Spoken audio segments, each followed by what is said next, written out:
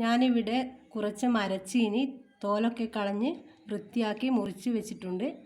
ഇനി ഇതൊന്ന് വേവിച്ചെടുക്കണം. ഇനി ഇതിലേക്ക് 1/4 ടീസ്പൂൺ മഞ്ഞൾപ്പൊടി, ആവശ്യത്തിന് ഉപ്പ്, വേവാൻ ആവശ്യമായ വെള്ളം. ഇനി ഇത് കുക്കറിൽ നന്നായി ഒന്ന് വേവിച്ചെടുക്കണം. ഒരു 3-4 വിസിൽ എന്തായാലും വന്നിരിക്കണം. കിഴങ്ങ് നന്നായി വെന്തിട്ടുണ്ട്. ഇനി ഇതിൻ്റെ വെള്ളം അരിച്ച് കളയണം. ഇനി ഇത് നന്നായി ഉടച്ചെടുക്കണം. കിഴങ്ങ് ഇതുപോലെ പൊടിയായി ചതച്ച് എടുക്കുക.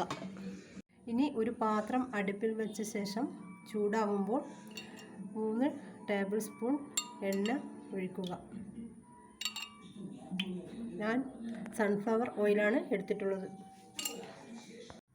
ഇനി ഇതിലേക്ക് കടുക് ഇട്ട് കൊടുക്കാം.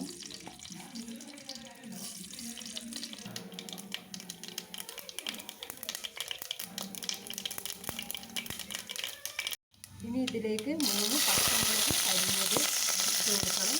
പിന്നെ ഒരു 5 വെളുത്തുള്ളി ചതച്ചത് ഇട്ട് കൊടുക്കണം.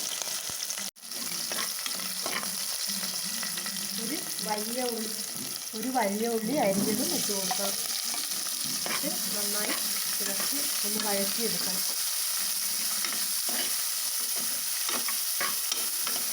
ഞാൻ ഇത് ഉണ്ടാക്കുന്നതിനായി 1 കിലോ കിഴങ്ങാണ് എടുത്തത്. ഉള്ളി പാകമായിട്ടുണ്ട്. കറിവേപ്പിലയും ഇട്ട് കൊടുത്തിട്ടുണ്ട്. ഇനി ഇതിലേക്ക് വറ്റൽ മുളക് 2-3 മുറിച്ചിട്ട് കൊടുക്കണം. ഇനി പൊടിച്ചു വെച്ച കിഴങ്ങ് ഇതിലേക്ക് ഇട്ട് കൊടുക്കണം.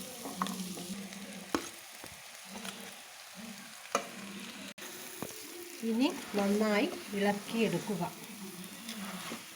നമ്മുടെ കിഴങ്ങ് കൊണ്ടുള്ള ഉപ്പുമാവ് ഇവിടെ റെഡിയായിട്ടുണ്ട്. ഇത് നല്ല ടേസ്റ്റുള്ള ഒരു ഭക്ഷണമാണ്.